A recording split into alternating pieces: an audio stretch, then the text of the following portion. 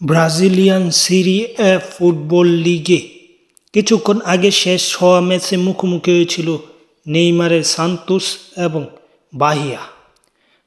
এবং সান্তোসের এই ম্যাচটা অত্যন্ত জমজমাট হয়েছে।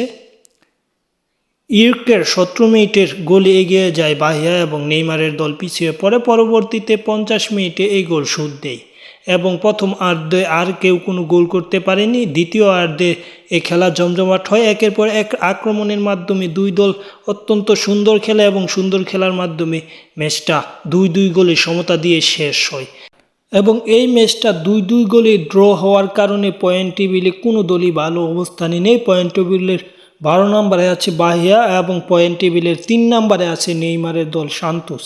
তাই নেইমারের দলের জন্য এই ম্যাচটা গুরুত্বপূর্ণ ছিল।